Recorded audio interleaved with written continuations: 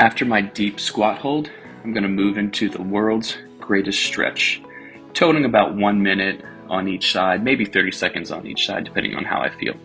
You're going to step into a lunge position, place both hands on the ground, and then rotate one arm towards the ceiling while opening the chest and alternating sides doing this. I try and perform about 30 seconds on each side. The focus of this exercise is to warm up the hip flexors, thoracic spine, hamstrings, and hip mobility. Now, a coaching cue that I like here is rotate through your upper back and not the lower back. I'm also going to move into the half kneeling hip flexor stretch with a reach. Kneeling on one knee with the other foot in front, squeeze the glute of the kneeling leg and gently drive your hips forward while reaching overhead. I'm going to perform this 30 seconds on each side. Now, this again is to focus on any tight hip flexors that I have, maybe correcting some anterior pelvic tilt from tight hip flexors or sitting too much, and really helps to reduce a lot of lower back tension. Now remember, with this exercise, don't arch the lower back to create the stretch. I want you to lean and lunge forward. My next warm-up exercise or mobility drill that I do is the thoracic open book. And I'm going to perform 30 seconds on each side. Lie on your side with your knees bent and arms extended straight out in front of you. Rotate the top arm across the body and open the chest towards the opposite side. Once you complete 30 seconds of repetitive reps on one side, I want you to move to the other side.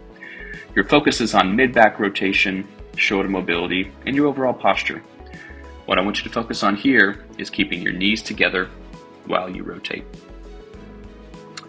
My next exercise is a very common one and performed quite often. This is the cat-camel spine mobilization. I'm going to spend 30 to 45 seconds doing this exercise. While I'm on my hands and my knees, I'm going to slowly round the spine upward and extend and arch the spine downward.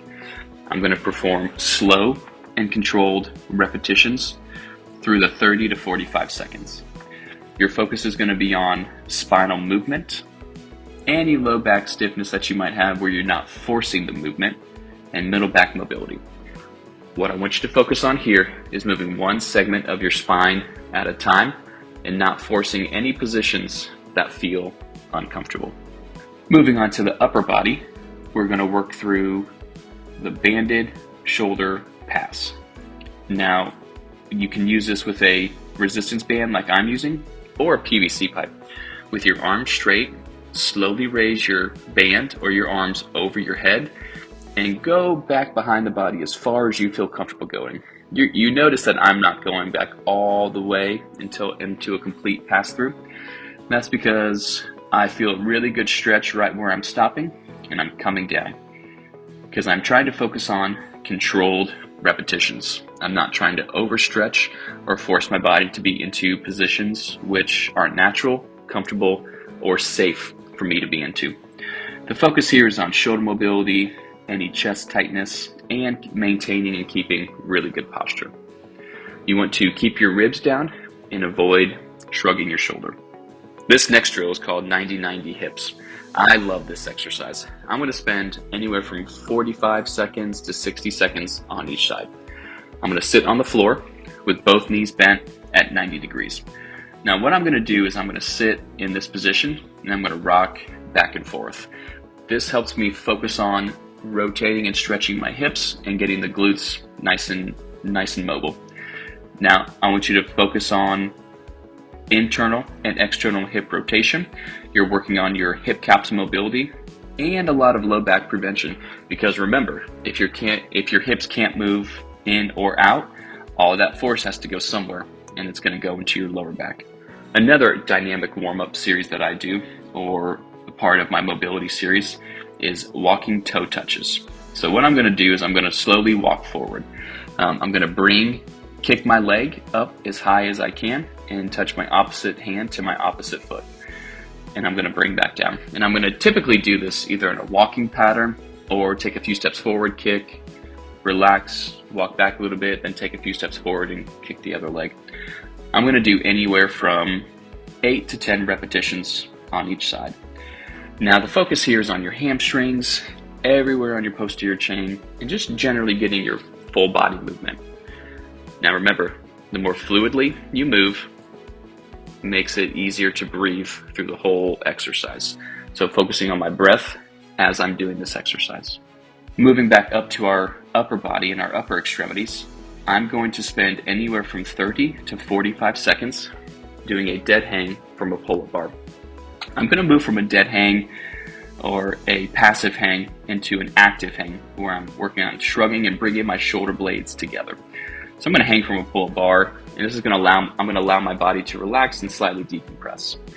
And then what I'm going to do is, once I'm in that passive hang, I'm going to squeeze my shoulder blades together, engaging my back muscles and bringing my chest up closer to the bar. Notice I'm not doing a full-on pull-up. It's a very slight and very subtle movement. I'm focusing on shoulder decompression as well as shoulder activation. I'm unloading my spine here, and I'm working on my grip strength. Now remember to relax the neck and let the shoulders open up naturally. The last series that I'm going to work on in my 10-minute mobility drill, or the exercises that I do before I warm up, is I'm going to spend 3 to 5 minutes doing some sort of light cardiovascular activity. I'm just getting my blood flowing, I'm just getting my oxygen to my muscles, oxygen to my lungs, and I'm going to break a nice little sweat. I feel really warmed up, my hips feel good, my knees feel good, my lower back and my chest and my shoulders, they all feel good. So I'll spend 3 to 5 minutes running on the treadmill in this situation. What this is going to do is this is going to allow me to fully prep my body to get moving through the day or to start my workout. A final message that I want to extend out is a lot of people spend hours lifting weights, but almost no time maintaining the joints and movement quality that keeps them healthy long term. Mobility work is not about becoming flexible like a gymnast or a yoga. It's about moving better, reducing stiffness, improving recovery, and helping your body stay strong and pain-free for years to come.